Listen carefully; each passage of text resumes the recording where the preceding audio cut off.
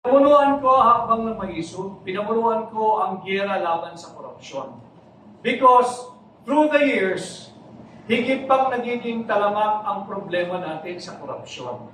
And there is no denying that in this present administration, the Bongbong administration, higit pang itong nagiging talamak.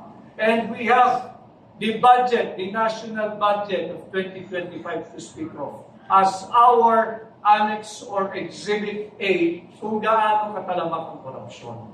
Kayong mga media practitioners, you have covered many. Siguro simulan mo sa Sangguniang Kabataan.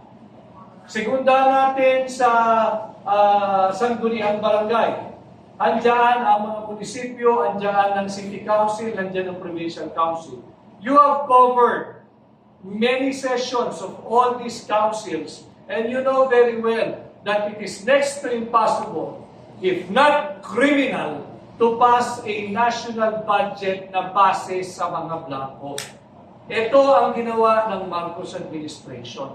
They were not only reckless, they were not only acting with impunity, they were acting in total disregard of our Constitution.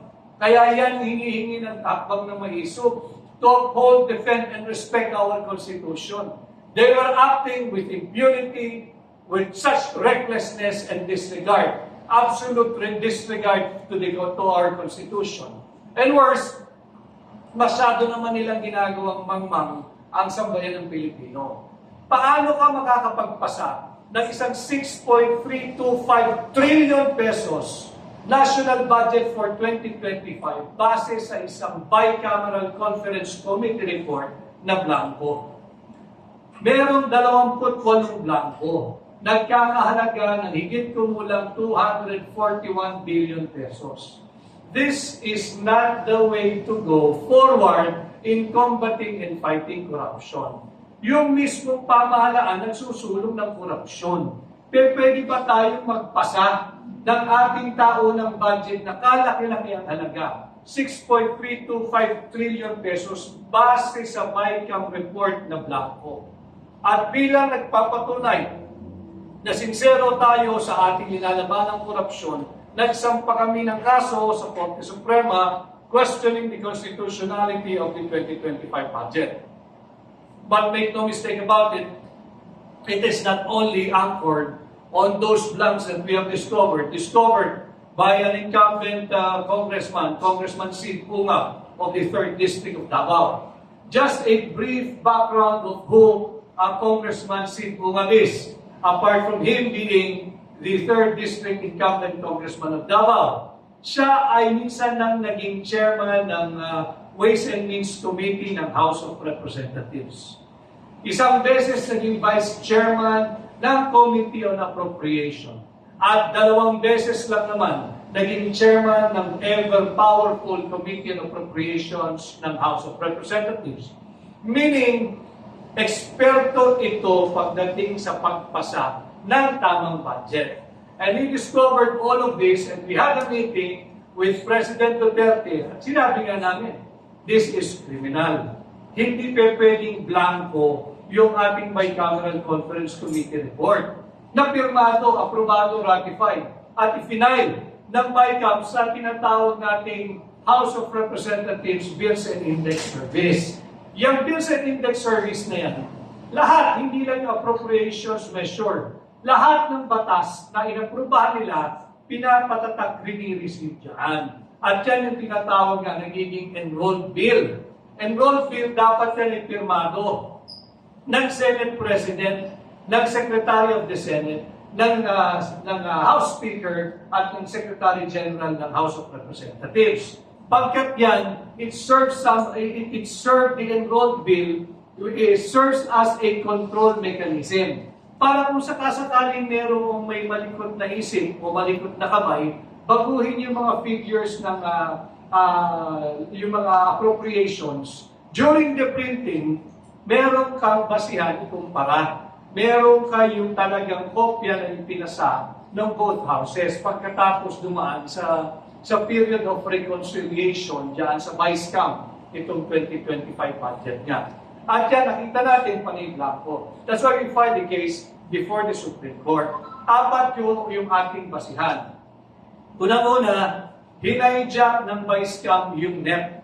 Yung NEP is the budget na ipinopropose o pinapalukala ng Executive Department through the Office of the President. And it is very clear in our Constitution na hindi mo maaaring iangat ang panukalang budget ng Executive Department through the Office of the President pagdating sa Kongreso. The Congress may not increase the proposed appropriation revenue or appropriation measure provided or presented by the Executive Department. Yan yung una nating ginawang basihan for the declaration of unconstitutionality. Pangalawa, hindi rin nila tinupad yung malinaw na ipinag-uutos at ginagarantiyahan ng ating saligang batas na dapat pinakamalaki pagdating sa allocation o appropriation ang education sector. Ngayong 2025, ang pinakamalaking allocation o appropriation ay ang public works, hindi ang education. At yan ay paglabag na malinaw sa ating saligang batas. You can verify and check in our Constitution. I believe that falls under Article 14, Section 5 of our Constitution, na dapat ang pinakamalaking allocation o appropriation ay ang education sector, hindi ang kung ano pa mang departamento. Pangatlo, sa ating kini-question ay yung pagbibigay ng zero budget sa PhilHealth. You cannot give zero allocation sa PhilHealth. Why? Because the Constitution expressly provides na lahat ng perang na kolekta on taxes levied for special purpose shall be treated as a special fund to be used for such special purpose only.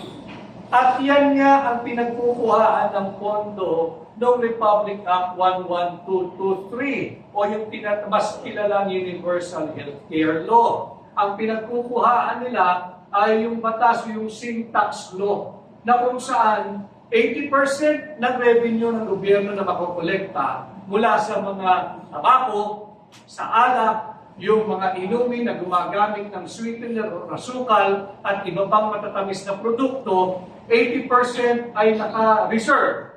Reserve ang ginagamit ng batas to fund the universal healthcare law na kabilang dyan ng PhilHealth. So hindi mo pwedeng bigyan ng zero funding ng PhilHealth. Aside from the clear fact na ang PhilHealth ay hindi lamang pera ng gobyerno.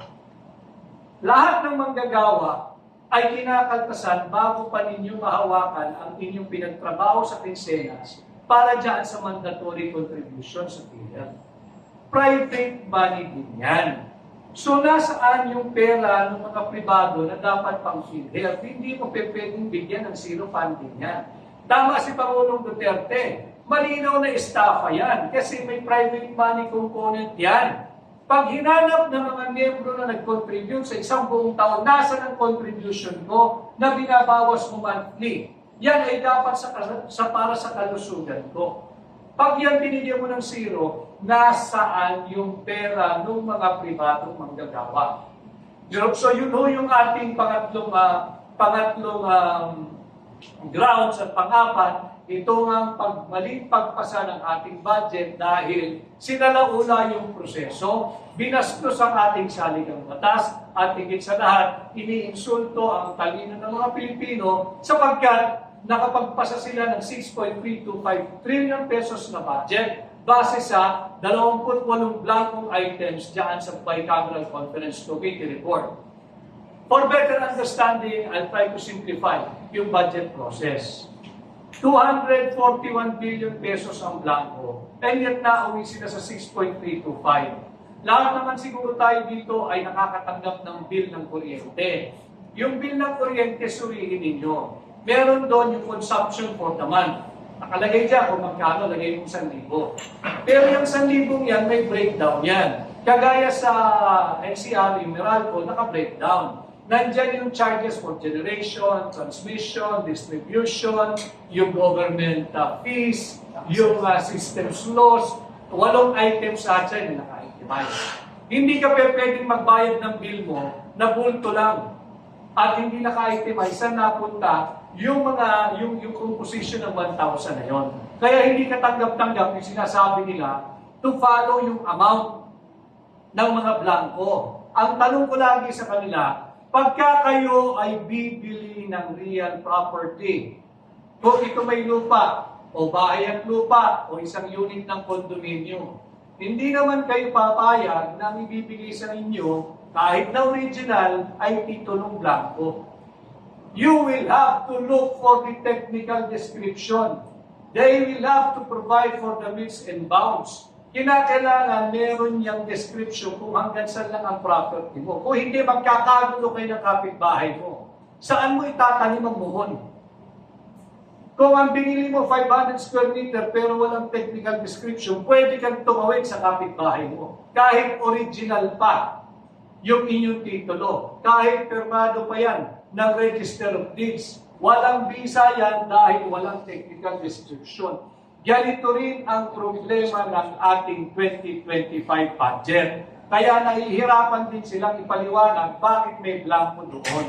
Ito yung mga bagay na dapat nating pinag-uusapan as the election draws near sapagkat napakaraming patuloy na pambubudol na ginagawa ng administrasyon ni Bongbong Marcos. They are purposely avoiding talking about or explaining bakit mayroong blanco sa ating taunang budget. Hindi kasi nila kayang ipaliwanag ito. Walang administrasyong nakaraan ang gumawa at nagpasa ng budget na blanco. And it is important for every Filipinos, not just here in Central Luzon, to have a clear opinion on this matter because those money, the 6.325 trillion pesos, yung mandatory contribution sa PhilHealth ay pera ninyo. Pera ito ng bawat mamamayang Pilipino. Sinasalaula na tayo. Ninanakaw ang pera ng Pilipino. Subalit hindi lamang natitigil dyan. Hindi lamang pera ang ninanakaw nila. Again, hakbang ng maisog is calling for transparency and accountability. Transparency. Nabanggit ko na hindi lamang pera nating mga Pilipino ang ninanakaw ng administrasyon ito. Pati ang posisyon ng pangalawang Pangulo ay ninanakaw ng Bongbong Marcos administration. At hindi lamang si Inday Sara pinagtatanggol ko rito. Every time I speak of this brazen attempt to steal, to rob the Filipino people of the office of the Vice President. Sapagkat ang talagang ninanakawan dito at ang totoong ninanakaw dito ay ang sagradong mandato ng 32 milyong Pilipino who legally, lawfully, constitutionally, and democratically elected Sara Duterte to be our Vice President. Ninanakaw ito ng iilang elitista at tiwaling mambabatas.